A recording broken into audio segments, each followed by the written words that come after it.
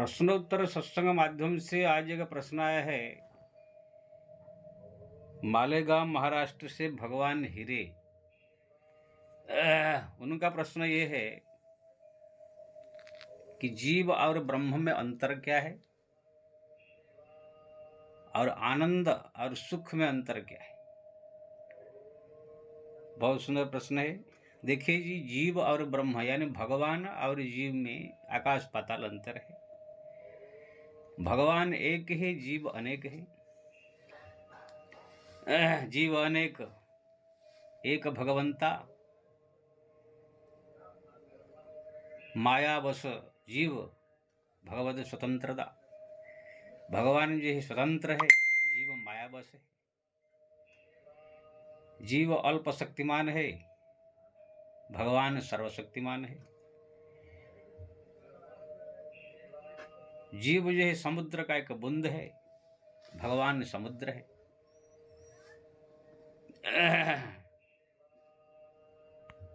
इसलिए जीव कभी भी जो है परमात्मा के समान, भगवान के समान हो नहीं सकता है। जीव जो है अपना ही पेट भर सकता है या जैसा 2, 4, 5, 10 या कुछ लोग का पालन पोषण कर सकता है। परमात्मा समग्र जीव, करोड़ों अरब खरब समग्र विश्व का पालन पोषण कर सकते हैं। माया बस जीव है, भगवान मायापति है।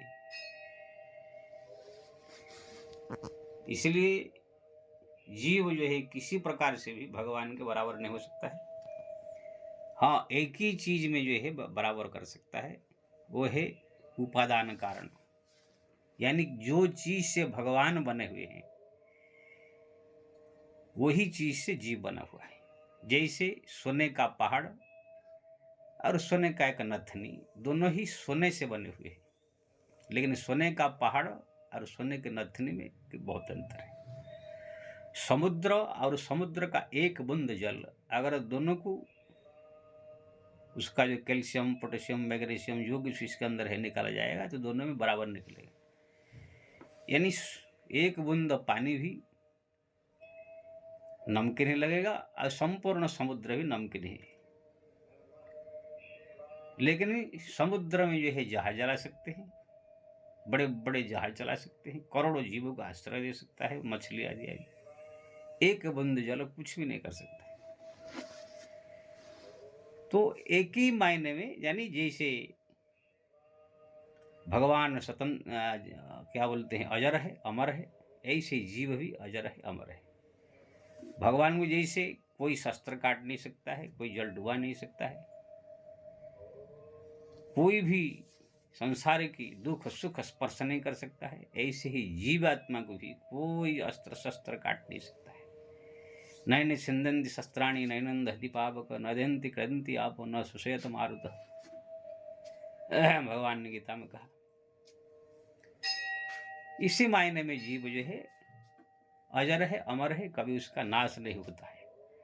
खाली इस शरीर को जो है बदल करके दूसरे शरीर में प्रवेश हो जाता है। फिर उसी शरीर में जो मनोबुद्धि, इस शरीर में जो मनोबुद्धि आदि इंद्रिय आदि का भाव था, वही मनोबुद्धि, वही इंद्रिय भाव आदि सब लेकर दूसरे शरीर में प्रवेश हो जाता है। शरीरम जद उत्क्रामति ईश्वर मन षष्ठ इंद्रियाणी प्रकृति स्थानी करती। मन और जो पंच इंद्रियों के भाव है, जो आपका नाक का, कान का सुनने का स्वभाव है, देखने का जो स्वभाव है, जीवा का खाने का स्वभाव है, ये सब स्वभाव को मन सहित जो है दूसरे शरीर में प्रवेश हो जाता है और उसी प्रकार का ही पहले ऐसे था ऐसे ही स्वभाव वाला हो जाता है। वही माया में वशीभूत हो जाता है। खाली इस शरीर को त्याग करके वो दूसरे शरीर में प्रवेश हो जाता है, मरता नहीं है। इसी प्रकार जन्म मरण के चक्कर में भटकता रहता है, कभी कुत्ता, कभी गधा, कभी बिल्ली, कभी। लेकिन भगवान जो है वो कभी भटकते नहीं है, ना कभी शरीर बदलते हैं, ना कभी उनको कर्म फल का अनुसार कोई जन्म लेना पड़ता है। वो परम स्वतंत्र है। जब उनकी इच्छा है संसार में लीला करने के लिए तो कोई ना कोई एक अवतार धारण करके आ जाते हैं, अपने स्वतंत्र रहते हैं। जब चाहे, जब तक चाहे रह सकते हैं, तब तक जब इच्छा तब उसको लीला संवरण कर सकते हैं। रूप का खाली परिवर्तन कर देते हैं, बदल लेते हैं, ऐसे ही रहते हैं।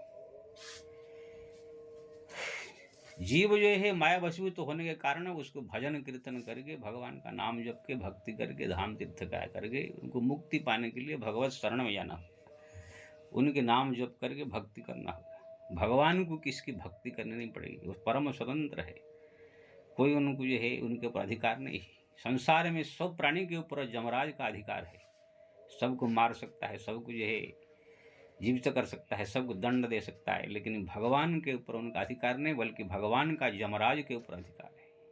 भगवान की हर एक बात को जमराज अक्षर से पालन करता है, खुद उनका दास है, सेवक है और भक्त भी। तो जीव जो है एक मायावशीभूत एक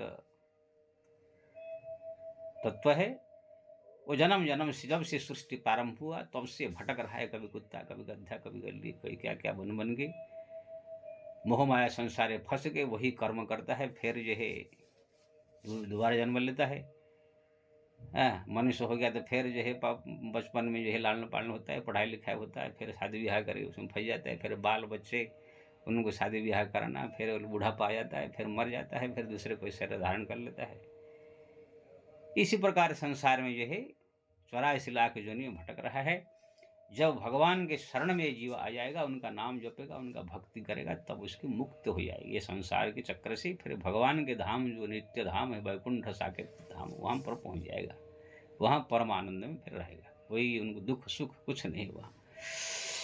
तो जीव में भगवान में इतना बहुत अंतर है। और आनंद और सुख में जो आपने जो कहा, सुख जो है एक क्षणसायिक वस्तु है, सुख का पर विपरीत शब्द दुख है, आनंद का कोई विपरीत शब्द नहीं कि अआनंद, ऐसे कुछ नहीं है। संसार में जो चीज हमको थोड़ा सा आभास होता है आनंद का, जो क्षणस्थायी है, उसको सुख कहते हैं। जैसे आप स्त्री के साथ संबंध किया, स्त्री पुरुष में संबंध हुए, तो थोड़ा सा सुख का अनुभव हो गया, थोड़ा सा आनंद का थोड़ा सा अनुभव हो गया, लेकिन आनंद नहीं है, उसको सुख कहा जाता है। जो नष्ट हो जाए थोड़ा टाइम में आभास करके, उसको सुख कहते हैं। कोई अच्छा वस्तु खा लिया, जीवा में थोड़ा टच हुआ, तो थोड़ा सा जो आनंद का एक आभास हुआ, उसको सुख कहते हैं, लेकिन थोड़ा टाइम में वो खत्म हो जाएगा। जितने इंद्रिया द्वारा सुख हम लेते हैं, नाक से, कान से, हाथ से, पैर से, चाहे मुंह जीवा से, चाहे किसी प्रकार की इंद्रिया से हम जो आनंद का थोड़ा सा अनुभूति करते हैं, उसको सुख कहा जाता है। और ये स्थायी नहीं है, थोड़ा टाइम दे करके खत्म हो जाता है।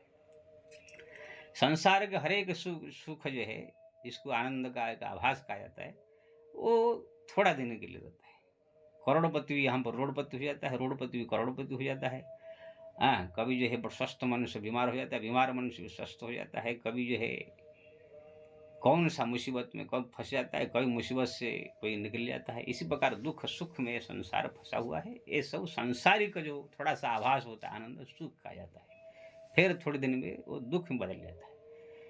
आनंद उसको कहते हैं जो परमात्मा, जो भगवान कहते हैं, उनके भजन से, उनके भक्ति से, उनसे टच होने से, उनके शरण में जाने से, उनके धाम में जाने से, उनके साथ नाता जोड़ने से, उनके धाम में पहुंच जाने से, शरण में जो सुख की अनुभूति होती है, उसको आनंद कहा जाता है। भगवान के धाम को आनंद धाम कहा गया है, वैकुंठ को आनंद धाम कहा गया है, उनको आनंद सागर कहा गया है, आनंद का सुख आनंद का राशि कहा गया है।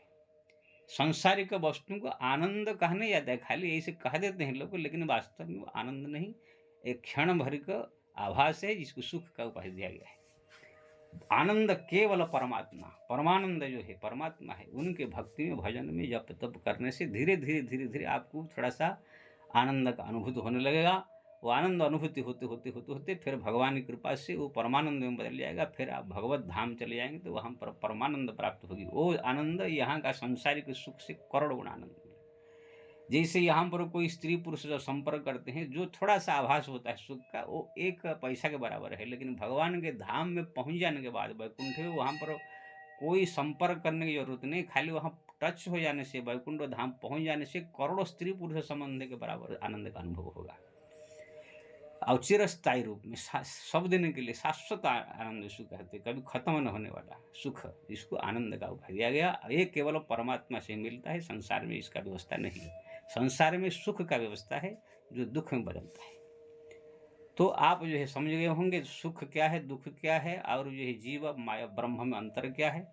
इसलिए प्रत्येक प्राणी को जो है भगवान का भजन करने चाहिए, भगवान का नाम जपना चाहिए, भगवान के शरण में जाने चाहिए, उनके स्मरण करने चाहिए, उनकी भक्ति करनी चाहिए, उनके धाम तीर्थ करने चाहिए, उनके पूजा पाठ आदि करने चाहिए।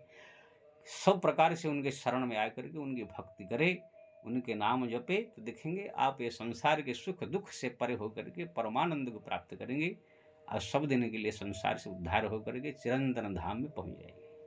और इसके अलावा कोई रास्ता है नहीं। इसलिए सब जो है प्रभु भक्ति में लग जाए। जय श्री राम।